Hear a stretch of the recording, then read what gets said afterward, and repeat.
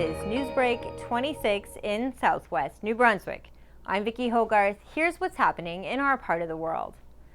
With COVID-19 cases on the rise here in our province, Nova Scotia is restoring travel restrictions with New Brunswick, but this time border measures won't affect everyone. Premier-designate Tim Houston made the announcement at his first COVID-19 press conference on Monday.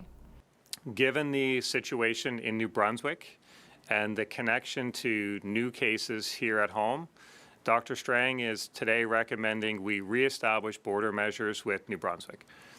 If you're fully vaccinated, these restrictions will not apply to you. However, if you're not, they will. And they are that Nova Scotians and New Brunswickers who are not fully vaccinated but are traveling will have to quarantine on re-entry or entry into Nova Scotia. And that will be a week of quarantine and testing if you've had one dose, and 2 weeks if you've not had any vaccine at all. Almost 90% of the new cases in New Brunswick since July 1st are in not fully vaccinated individuals. And since some of these new cases have directly affected Nova Scotia, Chief Medical Officer of Health for Nova Scotia, Dr. Robert Strang, believes reinstituting border measures for unvaccinated travelers coming from New Brunswick is a necessary step. New Brunswick has seen a recent rise in cases, and some of our cases in the last week are directly linked to that province. The vaccine status of a person is expected to have an even larger impact on where people can go, even within their own province later this fall. New Brunswick is currently developing an app to help residents confirm their vaccination status using their smartphones. More information is expected to follow in the weeks ahead.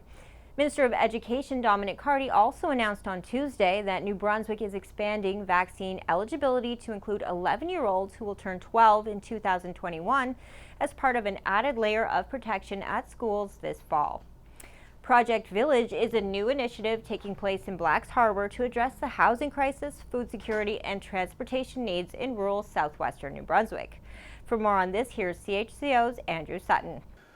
After years of behind-the-scenes work, spearheaded by Eastern Charlotte Waterways, Project Village, based in Blacks Harbour, will combine transportation, housing, community building, and sustainability.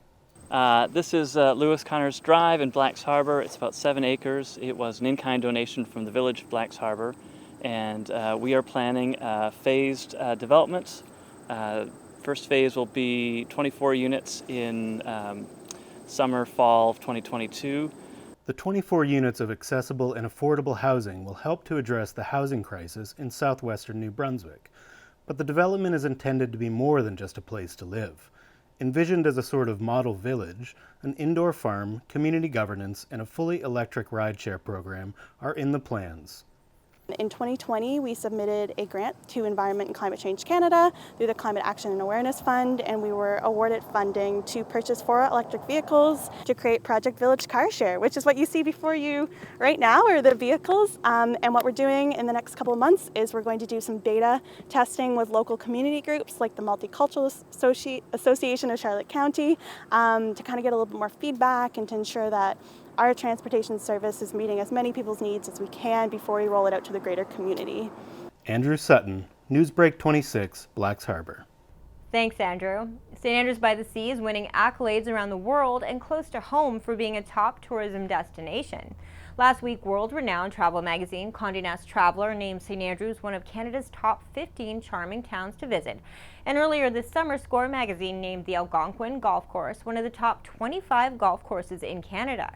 Tourism New Brunswick recently paid a visit to St. Andrews with one of its mobile tourism bureaus to help promote the area, setting up shop for the day near the first tee of the Algonquin Golf Course.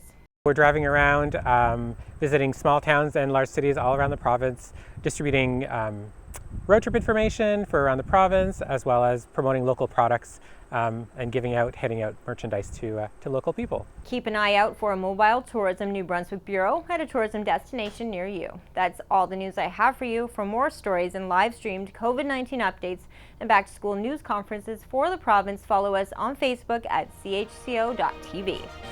This has been a news and public affairs production of CHCO-TV, New Brunswick's only source for independent community television.